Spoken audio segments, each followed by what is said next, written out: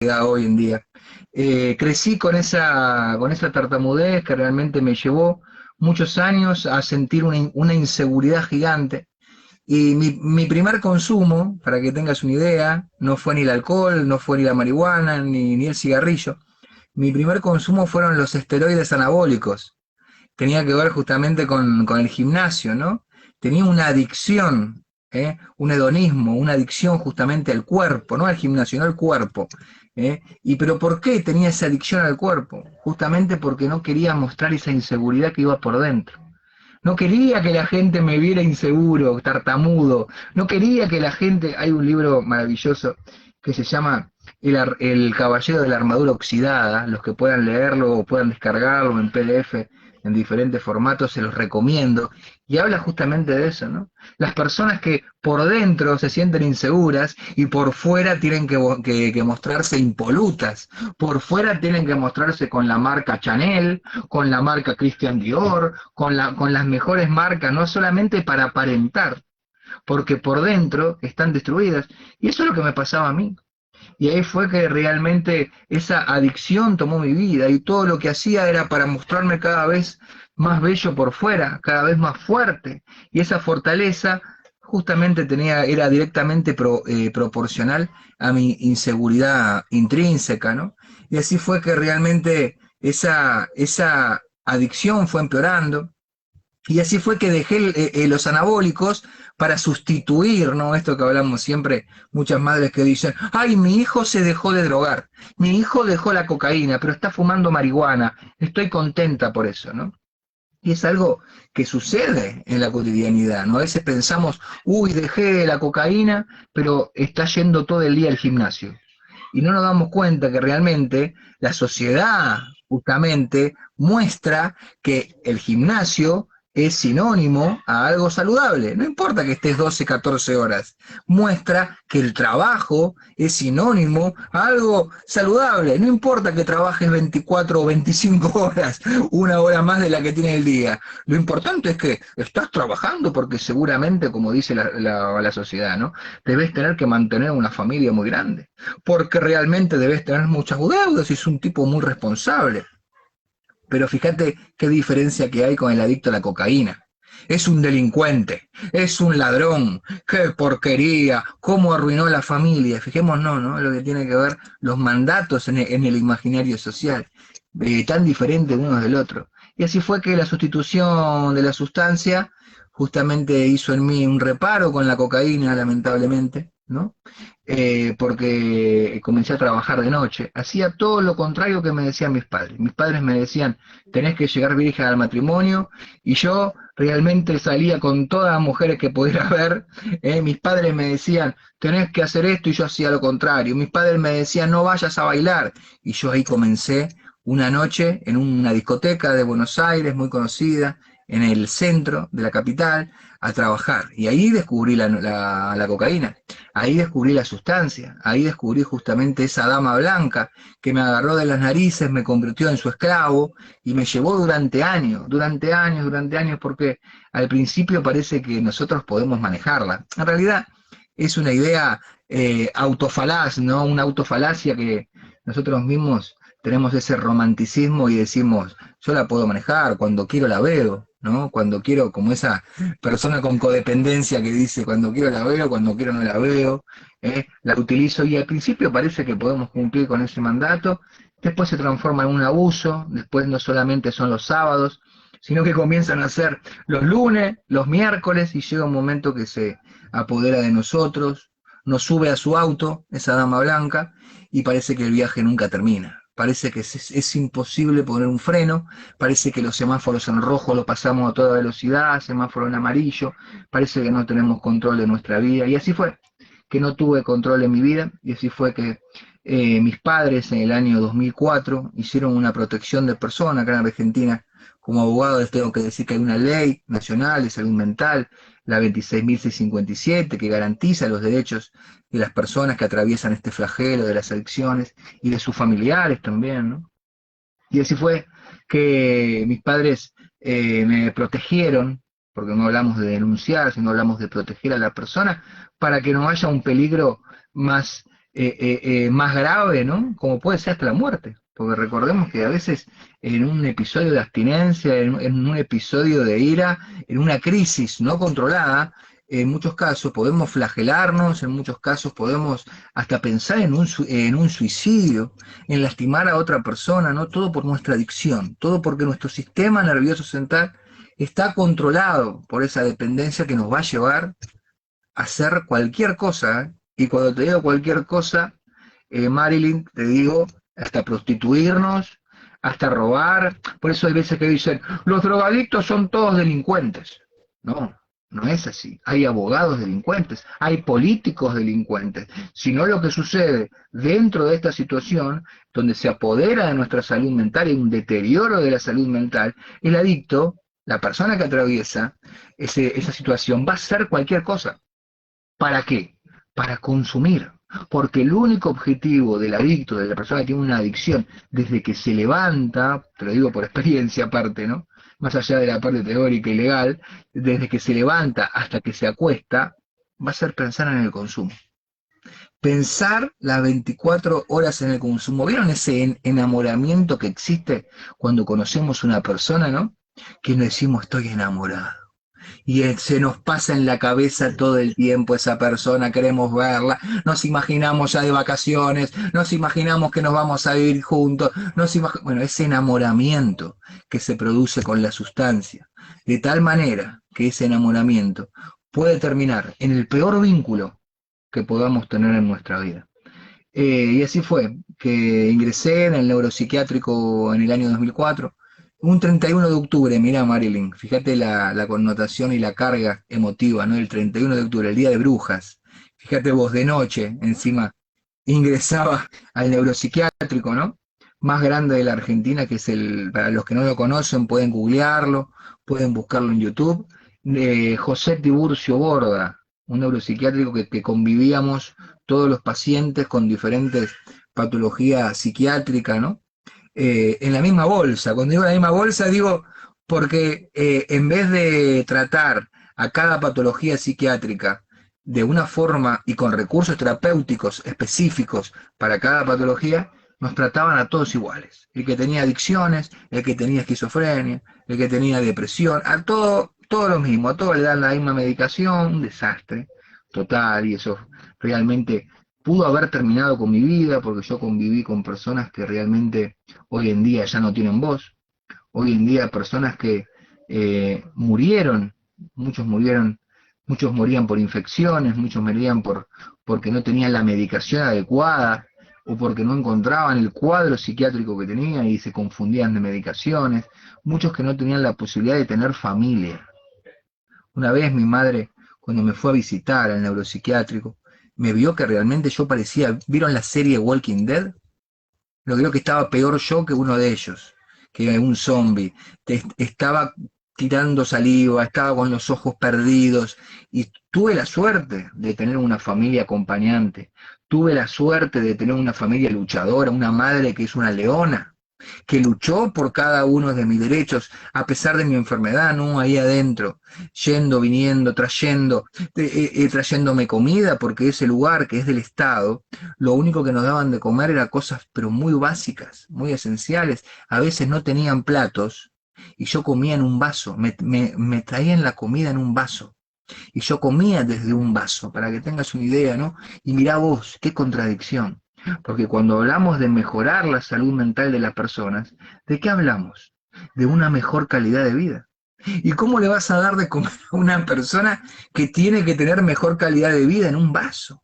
Tenés que reaprender, resignificar un montón de cosas en su vida.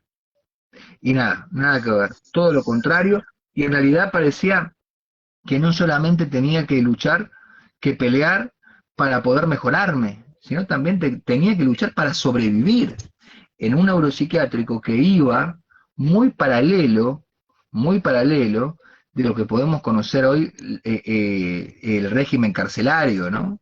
Las prisiones, terrible, terrible lo que se vivía ahí adentro, y gracias a Dios, ¿no? Después de muchas cosas que pasaron en mi vida, porque yo hablo de milagros en mi primer libro, Adicción es un camino con salida, que tuve la posibilidad de presentar, de ser invitado al Vaticano por el Papa Francisco en el año 2018, donde el Papa Francisco, me acuerdo que me dijo: Pablo, a donde vayas con tu testimonio se van a abrir muchas puertas. Y así fue. Desde ese año realmente una cosa llegó a la otra, un cabo ató otro, y siempre realmente pude tener la posibilidad de llegar con el mensaje de vida a otras familias, a otras madres, a otros padres, como testimonio vivo, ¿no? Porque creo que hay algo importante en esto del relato en primera persona, es que estamos llegando para motivar a otras familias, a decirle: a ver, si yo pude, si Pablo pudo, si Mariano pudo, si Martín pudo, quien sea, ¿por qué no vas a poder? Darle esa luz, ¿no? Esa luz al final del túnel, esa esperanza. Es cierto que las drogas pueden llevarnos, lamentablemente, pues las estadísticas hablan de eso. Las drogas pueden llevarnos a la muerte. Es cierto que nos pueden llevar a la cárcel. Es cierto que nos pueden llevar, soy el caso perfecto para decir que nos pueden llevar a un neuropsiquiátrico, pero también debemos mostrarle que hay luz, ¿eh? Atrás de esa oscuridad, a través de la fe, ¿no? Y con esto quiero cerrar esta primera parte, que recuerdo iba el tercer año ya de internación. Yo lo cuento mucho a las personas que están con desesperanza, este relato, y tenía muchas ganas de suicidarme, porque no encontraba en mi vida algo que me llenara, no encontraba en mi vida una vocación de vida. No quería ser bombero, no quería ser policía, estaba perdido, sinceramente, no quería hacer nada, sinceramente, solo quería seguir consumiendo. Y me acuerdo una noche, alejado de Dios. Yo era muy creyente antes, después me alejé mucho tiempo, alejado de Dios. Me acuerdo que levanté la mirada al cielo y dije: Dios, si aún estás conmigo. Ese síntoma que marcó en mi vida un antes y después, desde ese orgullo, de ese narcisismo que tenía, que son parte de las características del adicto, ¿no? Comenzaba a disminuir, y se comenzaba también a reformularme en mi vida la pregunta: ¿estás conmigo? ¿Estuviste conmigo? Y a través de eso, esas cualidades espirituales como la humildad, ¿no? Esa cualidad espiritual como la aceptación, el perdón, aceptar y reconocer que tenía un problema. Y así fue que dije: Dios, si aún estás conmigo, dame una señal. Y me acuerdo, en ese campo lleno de estrellas, eh, vacío, como una inconmensurable terreno, se encendió la luz de una de las casas al lado. Y me acuerdo que en ese momento me arrodillé, me largué a llorar, no lo podía creer. Y estuve toda la noche casi despierto. Y al otro día me acuerdo que le conté a uno de los operadores: hoy damos qué increíble, ¿no? Hoy nosotros damos el curso de operador en adicciones. Le dije: Dios, si, le dije al muchacho: no sabe lo que me pasó ayer a la noche. Le pedí a Dios que me dio una señal, y se prendió la luz de la casa y se quedó mirando, ¿no? Y me dice: Pablo, en esa casa no vive nadie hace más de 10 años. Y eso tiene que ver, ¿no? Con los pequeños grandes milagros que encontramos en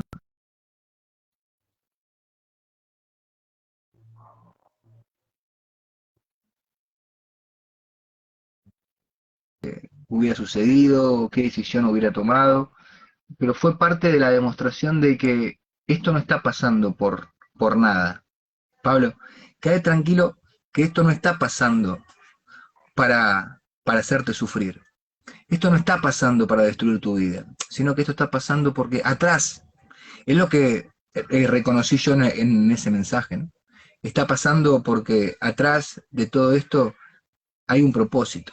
Y ahí empezaba a ver realmente que lo que estaba pasando ya contenía una naturaleza divina, ¿no? Ya lo que estaba pasando ya no tenía que ver solamente con el sufrimiento y con la adicción, sino que había algo mucho más grande.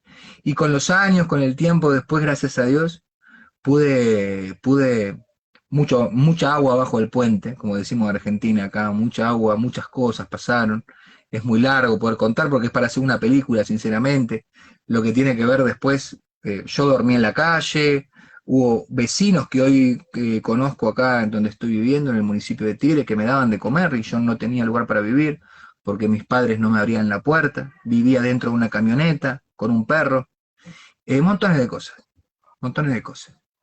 Pero lo más importante de todo, que eso que atravesé, sirvió y sirve para hoy llegar eh, el mensaje realmente a otra persona que lo está atravesando, ¿no? Esa es la idea, convertirnos en luz, convertirnos en agente de cambio y poder llegar a esa persona que hoy lo está viviendo y no encuentra la salida y parece imposible, poder llegar a la familia con las capacitaciones, porque siempre digo que las personas que no se capacitan están sometidas y realmente capacitarnos nos abre una luz en el camino. Capacitarnos nos enseña a poder orientar, acompañar, acompasar, asistir a la persona que tenemos al lado, sea un familiar, sea un amigo, una pareja, de diferentes roles.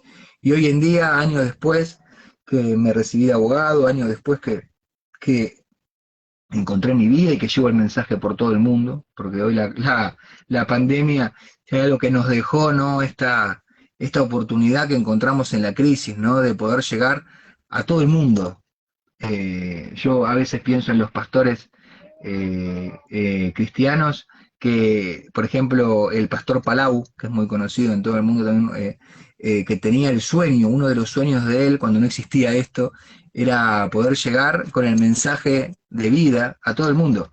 Y digo, qué fácil se nos hace hoy poder llegar a todo el mundo, ¿no? Algo que antes veíamos imposible, hoy tener esta posibilidad acá en Ecuador, con la gente que nos está siguiendo, que nos está compartiendo, que nos está poniendo me gusta, que están contestando. La verdad es que hoy tenemos una oportunidad que debemos ser agradecidos y decir, wow, puedo estar en el mismo lugar y a la misma hora que alguien, que un hermano de Latinoamérica, que alguien de Colombia, que alguien de Ecuador, poder vivir, que me cuente su experiencia porque yo aprendo todos los días de mis alumnos. Yo aprendo todos los días de la persona que menos podemos llegar a pensar que nos va a dar ese mensaje. A veces la sociedad solamente espera la palabra de profesionales, solamente espera las palabras de políticos, espera solamente la palabra de gente que pasó por Harvard, gente que pasó por... Y no, es algo mucho más sencillo. Realmente a mí me han dicho palabras que han cambiado mi vida, no marcado, que han cambiado mi vida, personas que no tenían ni el secundario, personas que no tenían ni la mínima idea, pero fueron las herramientas que Dios utilizó en el camino para dar ese mensaje. Y si nos ponemos a ver las personas que han logrado en la vida, en la Biblia, porque los discípulos de Jesús eran todas personas que no tenían educación, eran todas personas que no sabían nada de la vida, eran unos brutos, como él decía, ¿hasta cuándo voy a tener que bancarlos a ustedes? Y eran personas que no tenían nada y eran personas que dejaron, que han marcado la historia. Entonces creo que como seres humanos debemos empezar a detenernos en esos pequeños, grandes milagros, ¿no? Que pasan al lado nuestro. Pero hoy en día la sociedad está en búsqueda de otras cosas, ¿no? De lo material, del poder, del dinero, de un cargo, de una autoridad, de que soy más que vos, de que soy menos que vos, y todo el tiempo estamos así, pero no nos ponemos en la misma línea de equilibrio. Eso es algo que siempre reprocho de los psiquiatras y que siempre reprocho de muchos profesionales, ¿no?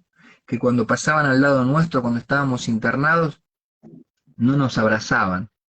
Y no había pandemia, y no había pandemia. No nos ponían la mano en la espalda, no nos miraban ni siquiera, porque ellos eran profesionales, nosotros éramos los internados. Y realmente eso marcaba mucho a los jóvenes. Eso marcó muchos años, mucho a las personas con estigmatización, ¿no?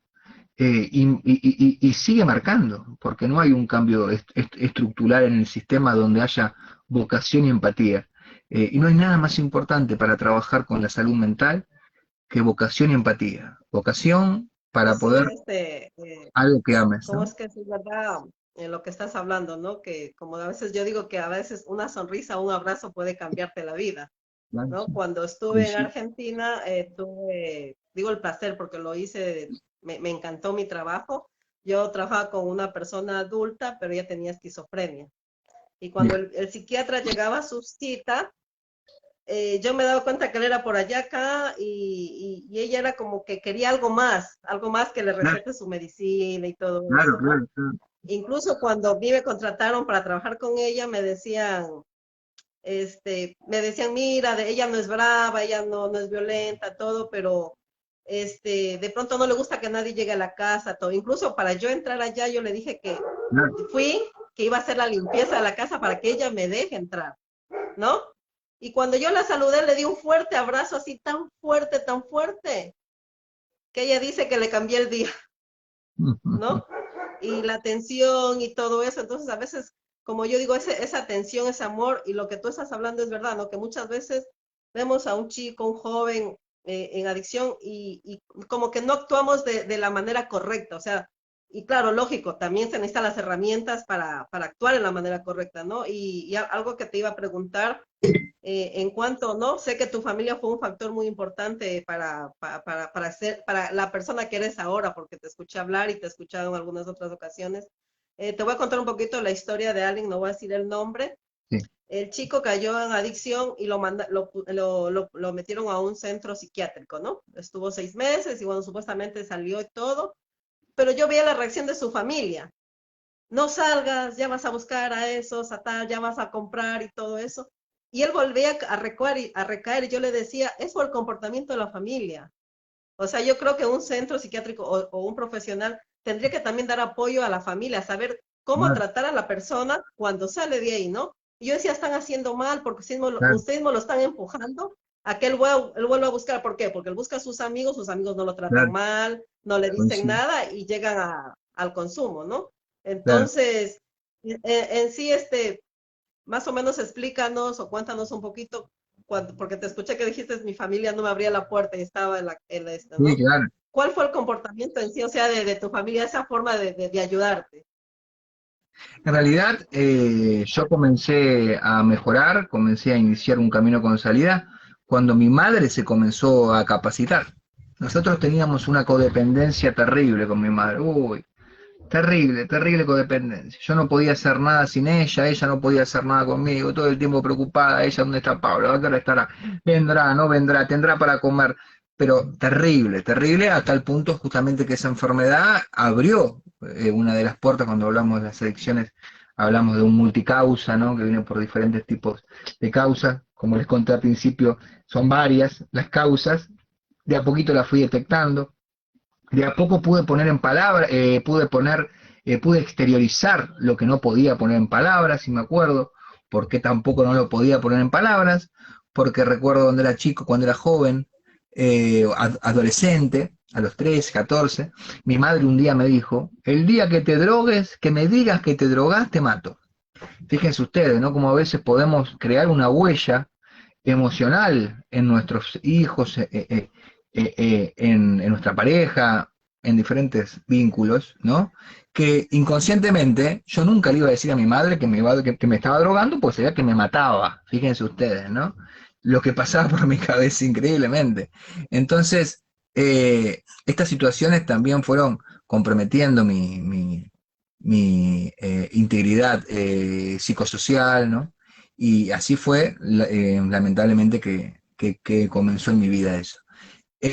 Con el tiempo, ella se comenzó a capacitar, yo la empecé a ver diferente, porque ella empezó a tener herramientas que no tenía antes, ella empezó a comprender que no se enfrenta a la enfermedad, ella empezó a comprender un montón de cosas, se empezó a ver que no era el problema Pablo, sino que el problema ya venía del vínculo familiar, venía de la disfuncionalidad de los roles que ellos ejercían, y así fue que yo la empecé a ver rara, yo no podía entender cómo ella no me respondía, cómo ella no me contestaba cuando me visitaba, totalmente diferente, y así empecé de a poquito a reconocerme yo, porque yo tampoco me conocía. Yo no me conocía internamente, yo no sabía quién era Pablo, sabía quién era Pablo con su familia, pero no Pablo solo, y así comencé de a poquito a hacer una ruptura, ¿no?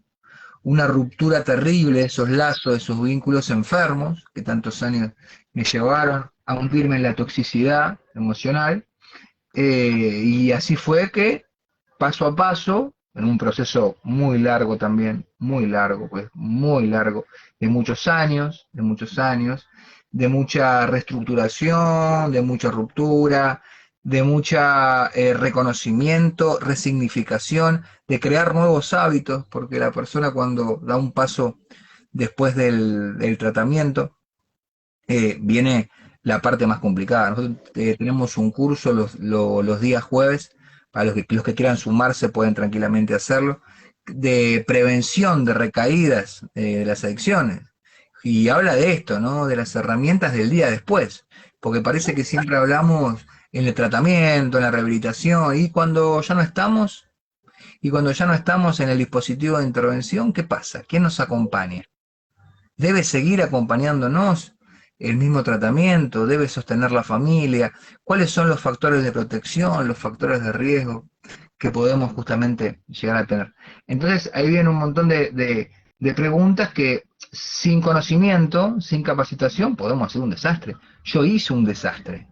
Gracias a Dios que salió bien,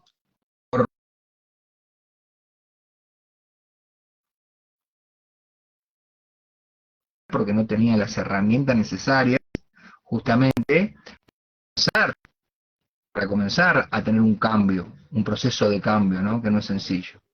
Entonces, gracias a Dios que se dieron un montón de situaciones, y años después reconstruimos los vínculos con mi familia, sanamos, perdonamos, que eso cuesta mucho, perdonamos, soltamos, sanamos heridas que teníamos, muchas veces dolores, emociones sin curar, bueno, un montón de cosas justamente que no nos hacían seguir creciendo. Hoy en día, tuve hace unos meses atrás, un año y 2 meses, el mejor regalo de mi vida, el mejor regalo de Dios, ¿no? Que nunca pensé tener, que es mi hija, mi primera hija, que esa La es que la no deja frutilla del salir a postre. trabajar al papá. Exactamente, en el video lo muestra. Es la frutilla del postre, es como eso que dice Dios. Yo siempre lo veo, digo, Dios, yo tenía preparado algo para vos. Y esto solamente es el inicio de lo que tenía preparado. Y poder educarla a mi hija en cosas tan hermosas como puede ser orar a la hora de comer, agradecer la comida, y ella ya con un año y 2 meses ya sabe decir amén.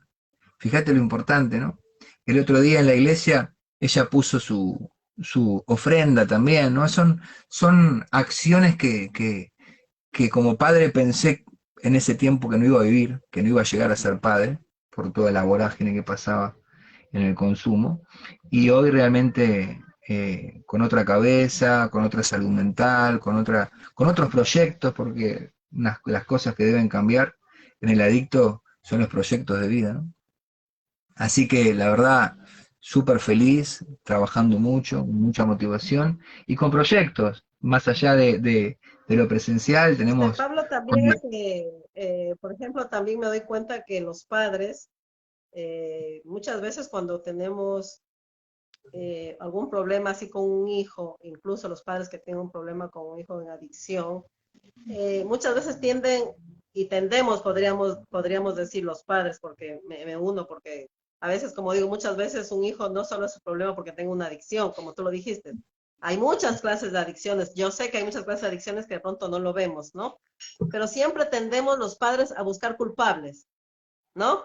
A buscar culpables, incluso que el estudio o cuando nuestros hijos salen afuera, siempre Claro, buscamos que el culpable está afuera y el culpable está dentro porque, obvio, como yo sí, digo, desde cómo formamos nuestros hijos, ahí claro, es el culpable. Como yo digo, a sí, veces, muchas veces cuando yo digo, mando a mis hijas, tengo 3 hijas mujeres y mando a hacer algo y no quieren, digamos, ¿no? Y eso yo digo, ya ahora ya he aprendido, como yo digo, cuando tú aprendes, cuando tú estudias, claro, aprendes claro, muchas cosas, ¿no? Y a veces yo digo, ya no voy a renegar, porque yo creía así, así que esas son las consecuencias, ¿no?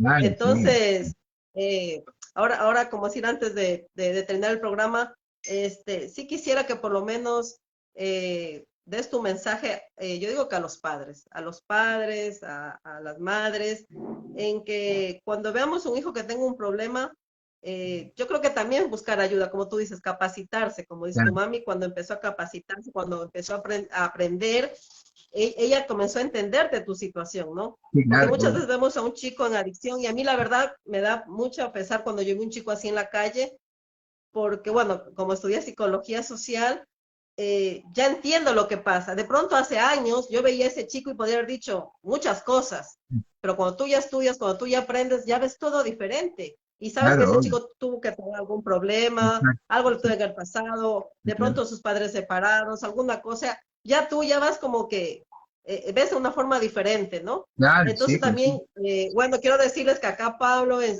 incluso en sus páginas, él a muchas da también cursos gratuitos y también, como digo, a veces a los padres aprender, como yo digo, cuando a veces digo, yo he dicho algunas, digo, ¿por qué no llevas a tu hijo de un psicólogo, busca ayuda profesional? Y se me han enojado porque les digo eso. Y cuando pasa el tiempo y ven a sus hijos con otras actitudes, ahí se dan cuenta que de pronto el error está ahí. O como yo le dije a una Claro. chica, le digo, ¿por qué no le ayudas con terapia a tu hijo? Me dice, no, mi hijo lo que necesita es que le dé duro. Bueno, entonces dale duro. O sea, si necesita una paliza, dale duro, pero tampoco lo hace. O sea, no le vas a dar la paliza, Bueno, tampoco le pero buscas una terapia. fíjate, todo lo que decís termina lo mismo. Todo lo que decís termina con falta de capacitación. El Sí. pueblo, la palabra lo dice, el pueblo perecerá pereció por falta de conocimiento. Y hay una realidad, las personas perecemos también por falta de conocimiento. Entonces, si no estamos capacitados, realmente no vamos a ningún lado, a romper los estigmas, a romper los viejos paradigmas que traemos como con mochilas, de que el adicto es una porquería, de que esto no me va a pasar a mí porque yo les enseñé lo mejor, a, a un montón de cosas. Entonces, mientras que no nos capacitemos, no vamos a poder avanzar como sociedad.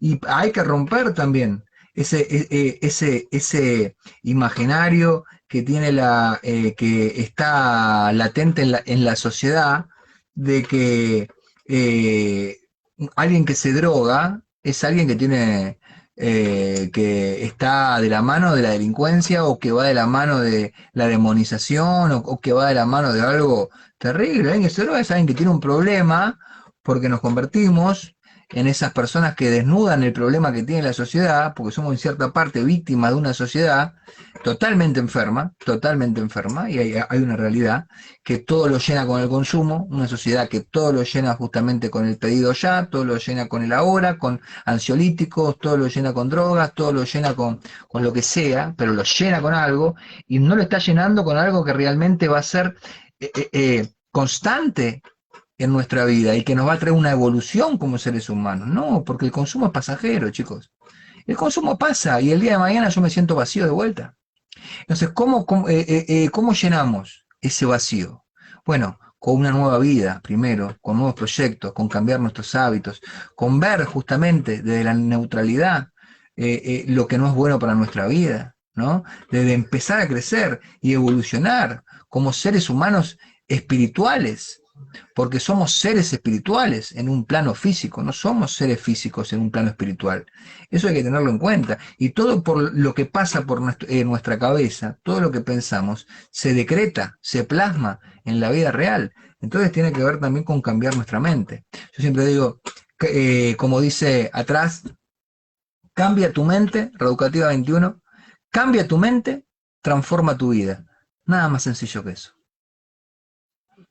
Excelente frase, porque yo sí estoy de acuerdo, yo sí estoy de acuerdo. Por ejemplo, acá siempre he venido trabajando con mujeres, ¿no? Entonces siempre yo digo, a la mujer hay que cambiarle la mente, que ella aprenda a que ella, como si la creer en ella, que Claro, es hermosa, que es inteligente, que no necesitamos de dinero para sentirnos lo claro, que somos, ¿no? Entonces yo siempre digo, hay que cambiar la mente. Yo digo, bueno, puedo decir, como digo también desde mi historia, ¿no? Yo digo que el día que me enamoré de Marlene, cambió todo y todo lo vi más fácil.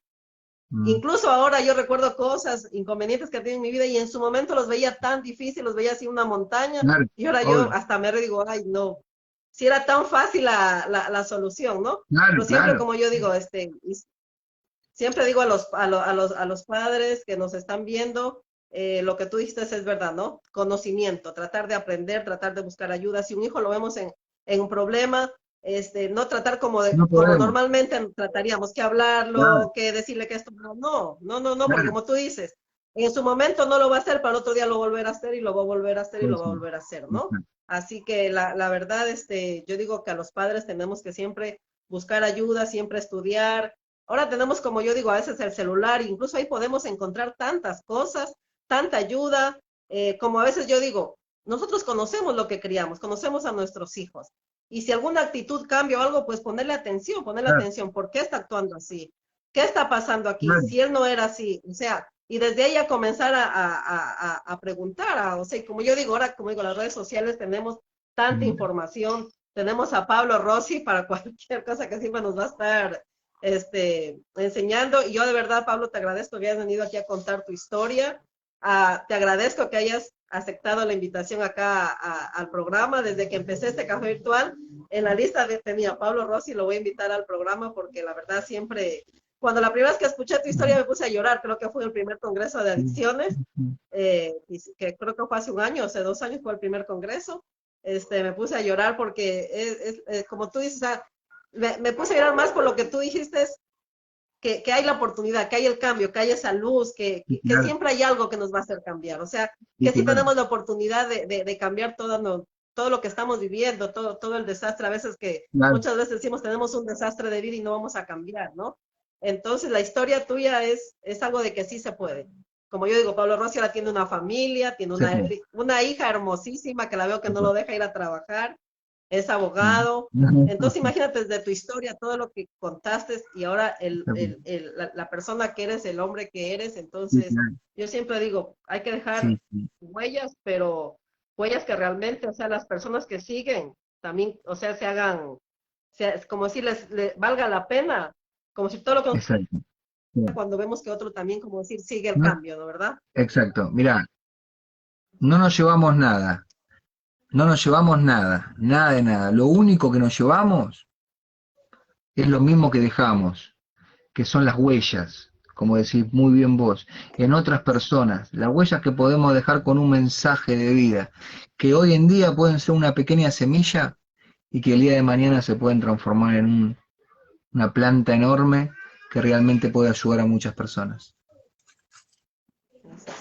Bueno, Pablo, muchas gracias por estar en el programa. Espero que No, no sea la primera y la última. Vas a estar siempre acá invitado al programa. Bueno, dentro del programa, Pablo, tengo una sección que por lo general era para las mujeres, pero por ahí los hombres saltaron y dijeron, ¿por qué para los ya, hombres no? ¿No? sí, claro.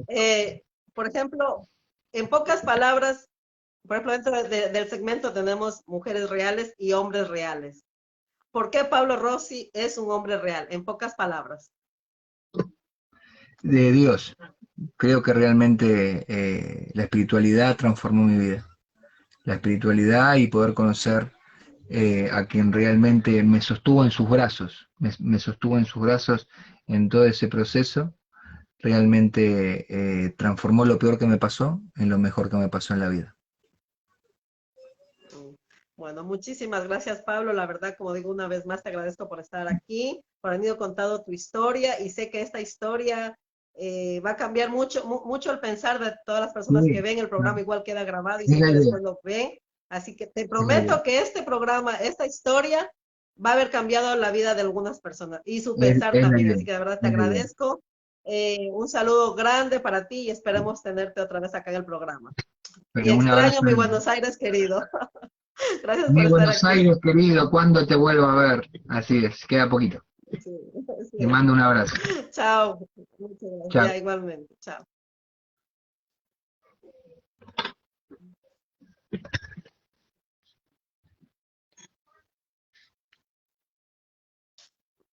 Ay, sí.